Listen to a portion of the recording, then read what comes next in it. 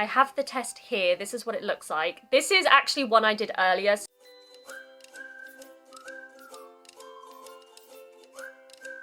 Minasan, konnichiwa, squishy toke, yokoso. Okay, in today's video, I'm going to be talking about coronavirus. So yeah, because of this being such a sensitive topic, I'm not going to use the usual list structure that I usually use in my videos. And also the other reason for this is I just don't think it would make sense. I'm going to be going back and forth between a few different points, and a list structure just really wouldn't work for a video like this. If you like videos like this, don't forget to like and subscribe. And let's begin. Okay, so before I get into my main points, I do just want to say that this is my personal experience and that everybody else's experiences might be a bit different. So I just want to put that there as a little disclaimer. The reason I decided to make this video is because obviously, well maybe not obviously, but I've experienced the pandemic in some way in 2 different countries. So I've been living in Japan for a majority of the pandemic, and I've been visiting here in the UK for the last couple of months. So I've been able to see it from 2 different aspects, and in particular the new variant as well. So first of all, I want to talk about Japan and my experience there, because obviously that is where I've spent majority of the time, so it just makes sense to start there. So as some of you may know, in Japan, we didn't really have any serious lockdown. We had a state of emergency, and majority of the time that was just between prefectures. So I think very rarely was the whole of Japan in a state of emergency. I think it did happen maybe once or twice, but yeah, for the majority of the time it's just been specific areas. And it's quite interesting, I think, because it's weird seeing other countries go into such a hard lockdown and then being in a country that's not really doing that. Having said that, people do tend to follow the rules more in Japan, I noticed. So really there wasn't too much enforcing of the rules happening, with the exception of course, pubs and restaurants not being allowed to serve alcohol and a lot of places closing sooner.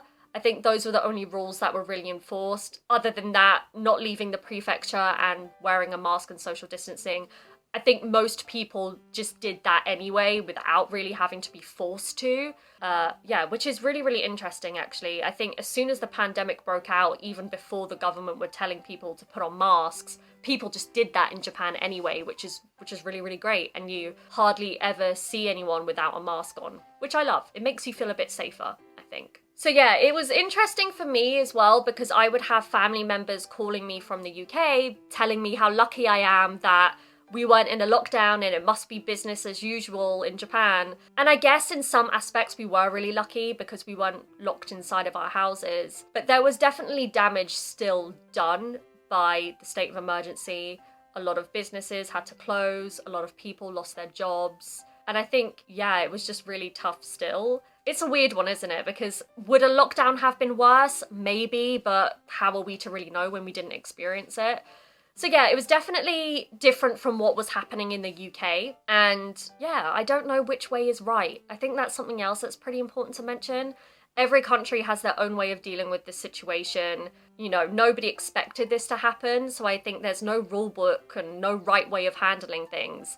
So I think every government just did what they thought was best for every country. And yeah, like I said, I don't know which way I would have preferred. I think I was grateful to be in Japan and to have some sense of freedom, and like, thank goodness I wasn't locked inside my house. But to be honest, I don't really go out much anyway, so it didn't really affect me personally too much. But yeah, that was kind of what the situation was in Japan. And then in the UK, obviously, like I said, there were hard lockdowns and only key workers, so people who were essential in healthcare and the general running of the country, were permitted to go to work, and everybody else had to work from home if they could. But I didn't experience any of that. So I think, yeah, I want to talk about my experiences. So the first thing I want to mention is masks. Like I said, in Japan, everybody pretty much wore a mask anyway. Even before the pandemic, people in Japan would wear masks for various reasons. So allergies, if you have a cold, if you're traveling on a long journey. And in Japan, at least prior to the pandemic, it was pretty easy to get masks. I mean, most drugstores, chemists, supermarkets would sell medical masks.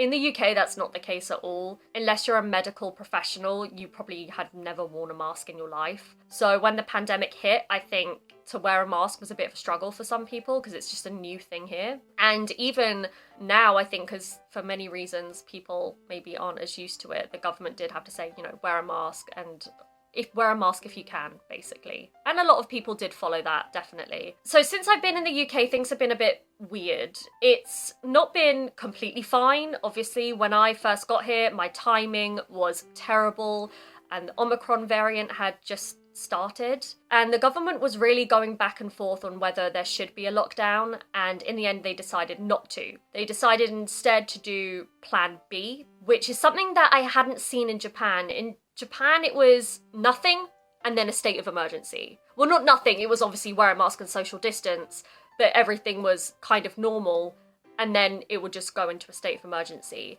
But in the UK, there was kind of like a transition phase, which the government called Plan B, and that's what I was here for. So everything was normal, and then Omicron happened, and then the government decided to go into Plan B. And I think the reason for this was because they just didn't want to do another lockdown, especially since, you know, they really pushed the vaccines and kind of promised that that would be the end of lockdowns.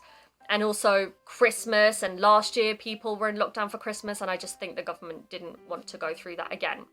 So let me tell you what Plan B is. So from what I understand, Plan B is where everything is still open as usual, nothing closes, but you have to wear a mask everywhere. You had to prove your vaccine status if you went to a venue. So whether that be a music venue, a football stadium, or a theatre, you had to wear a mask and prove that you were vaccinated in order to go to those places. And then also, yeah, if you could work from home, work from home. If you couldn't, doesn't matter. So that was what Plan B was. The only time it affected me was when I wanted to go to a football game, but that ended up being postponed anyway because of just the situation. So yeah, it didn't affect me at all. The other thing was we have the booster here, so the third vaccination, and the Prime Minister really pushed that during the Plan B situation. So I think it got to mid-December and he said that he wanted majority of the population to be vaccinated with their third vaccine by the beginning of January. And it happened, which was crazy. There were lines and lines of people outside vaccination centres, but it got done. Majority of the population did get that booster by the beginning of January, which is really cool to see, actually. I was quite impressed by that. Difference I wanted to note here is testing, which really surprised me. I don't think I've even ever seen a COVID test in Japan, but then I haven't been looking for one either, so that might have something to do with it.